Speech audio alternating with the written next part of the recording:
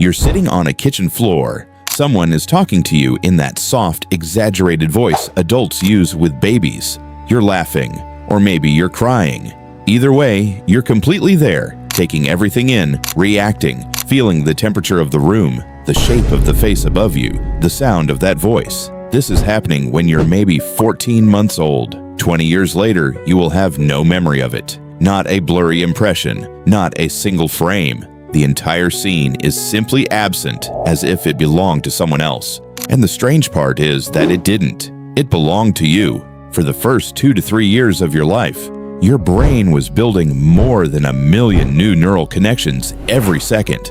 It was the most intense stretch of learning and experience you will ever go through. New faces, new sensations, the first time you realized your hands were yours, the first time you understood that the person leaving the room would come back. All of it registered, all of it mattered, yet when you try to look back now, there's just a quiet blank where those years should be.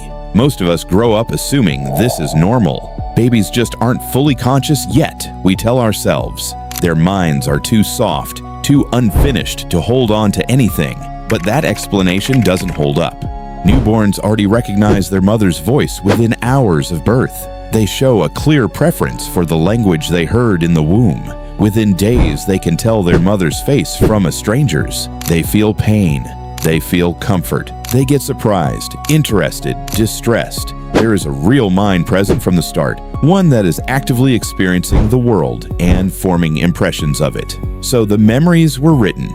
The problem is that the adult version of you can't get to them. 2 biological systems seem to do most of the work of sealing those years away. The first is the hippocampus, the part of the brain that helps turn everyday experience into the kind of long-term memory you can later call up on purpose. In early childhood, the hippocampus is still under heavy construction. The cells are migrating, linking up, reorganizing. During this stage, the brain is excellent at learning how to move, how to feel safe or unsafe, how to read faces.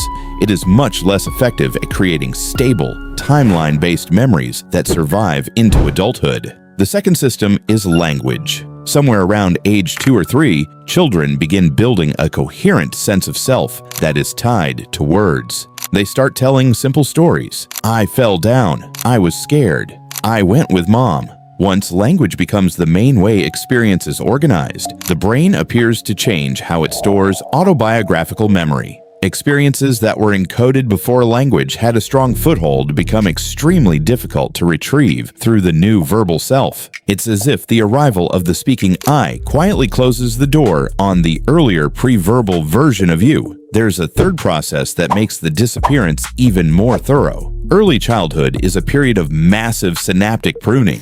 Connections that aren't used repeatedly get eliminated so the brain can become more efficient. Many of the neural patterns that held those first experiences are simply dismantled as part of normal development. In a lot of cases then, the memories aren't locked in a room you can't find the key to. The physical traces themselves have been substantially altered or removed. This near-total gap is called childhood amnesia, and it happens to almost everyone. Most adults can recall almost nothing continuous from before age 3, and only scattered fragments from the years that follow. A few people claim earlier memories, but when researchers look closely, many of those turn out to be reconstructions built from family stories or photographs, rather than true first-hand recall. Why would the brain run this kind of deletion process? One strong possibility is that it protects the developing sense of self. The infant mind doesn't yet have a continuous story of me moving through time. It operates without a stable autobiographical identity. If all those raw, unfiltered early experiences stayed fully accessible, they might interfere with the coherent adult self that language and culture are trying to assemble. Clearing or sealing off that first chapter may be the price of becoming someone who can say I and mean one continuous person. Another possibility is simple efficiency. The brain invests enormous energy in rapid early learning. Once the foundational systems for movement, emotion, attachment, and language are in place, keeping detailed records of every feeding, every new face, every novel sensation may no longer be worth the storage cost. Whatever the exact reason, the outcome is the same. The most dramatic period of change in your entire life is missing from the story you can tell about yourself, and yet it isn't gone without a trace. The emotional patterns, the attachment tendencies, the basic sense of whether the world feels safe or threatening. Many of these were shaped in the years you can no longer reach. They still influence how you react today, even though you can't point to the original moments that formed them. The first chapter was removed from the narrative you can access, but it continues to shape the narrative you live.